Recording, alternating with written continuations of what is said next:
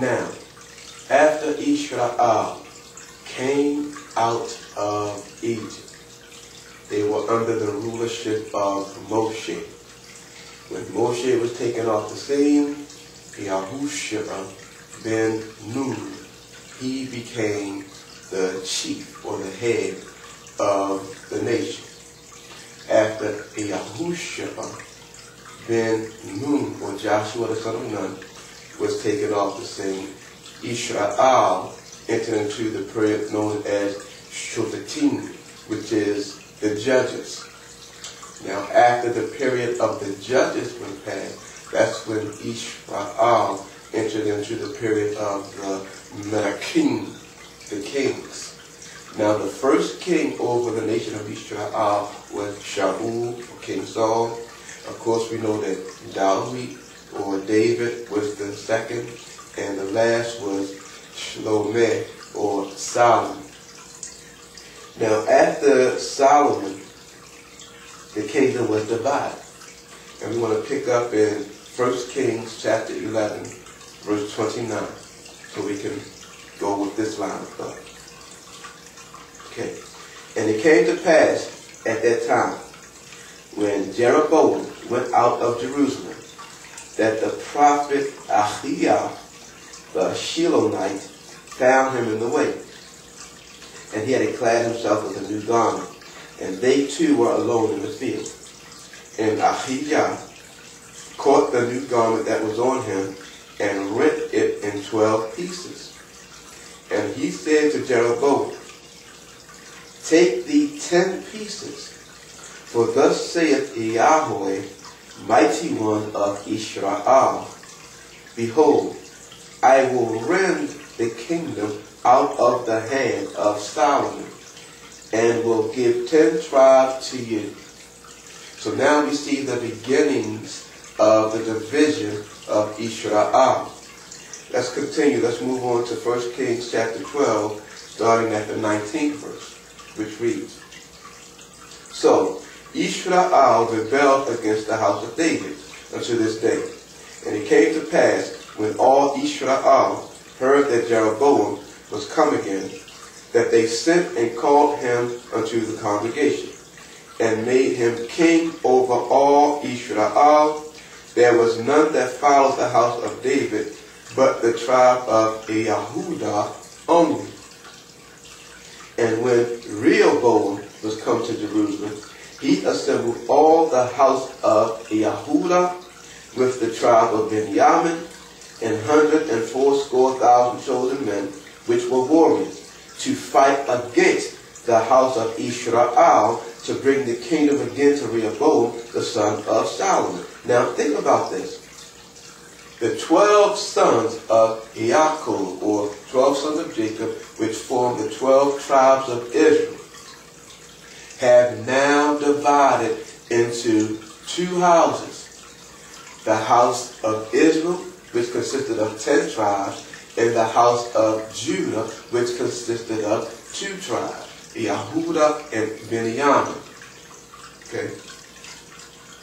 Now keep in mind what we're discussing currently is where the Jew or Yahudi comes from. So let's get the board prepared so we can get some more understanding here.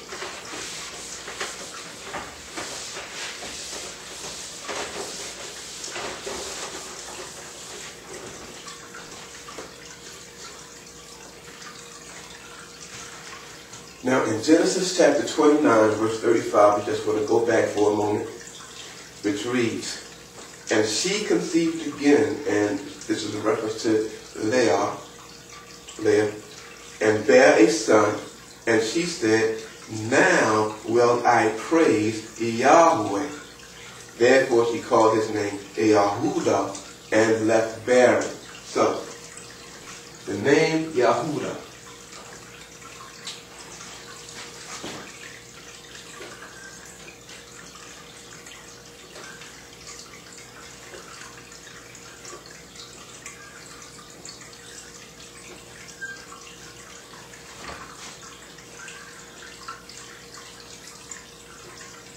Okay.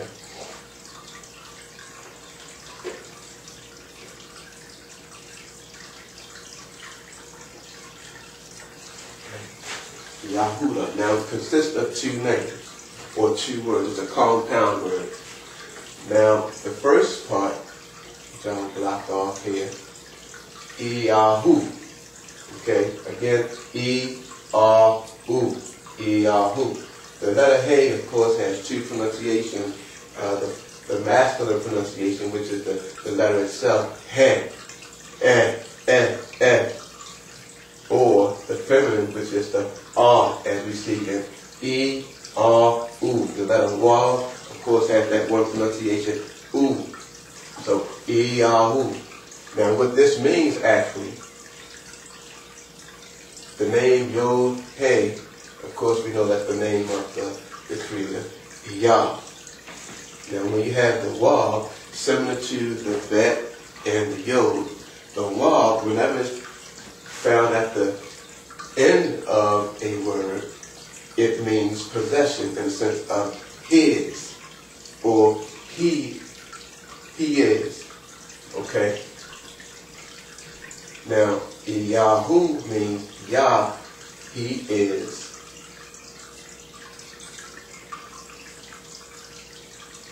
Yah, he is. But then you have the dollar and the Hey. Now the dollar and the Hey, again you have the door, and you have a man with his arms raised.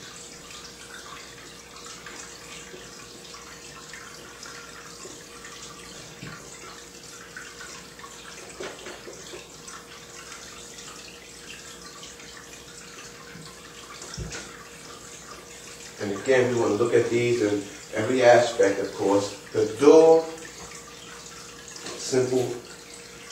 it symbolizes being open.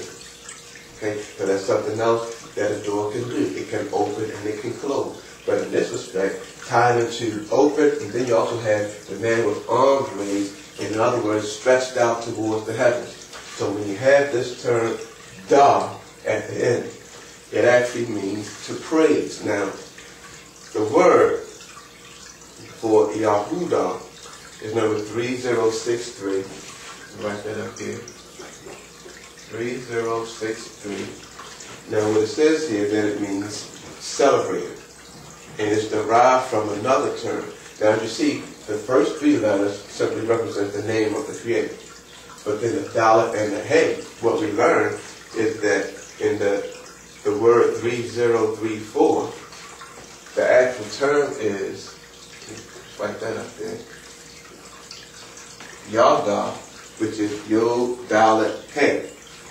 Yod Dalet Hey, and this comes from number 3034. Okay? But again, the Dalet and the Hey is the parent root, the two-letter root to this particular word, which again means, as you see from the definition in 3034, to revere or worship with extended hands. So that's what it means. Okay? So in Yahudah, Yah, he is praised, which is one of the reasons why when she had the child, the scripture said, now will I praise Yahweh. So the term Yahudah is only the name of one of the tribes. But what happened after the vision of the nation of Israel, you had two peoples that were formed there. You had those who were of the house of Israel, you had those who were of the house of Yahudah. Now, with this, what you do, take the Hey off, and you put a Yod, and again, as we discussed, this means of, and it's used at the end. So, Yahudi,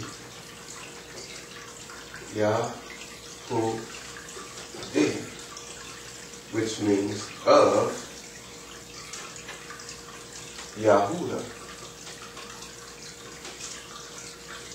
So what happens now, Yahudi becomes, or Yahudah becomes Judah,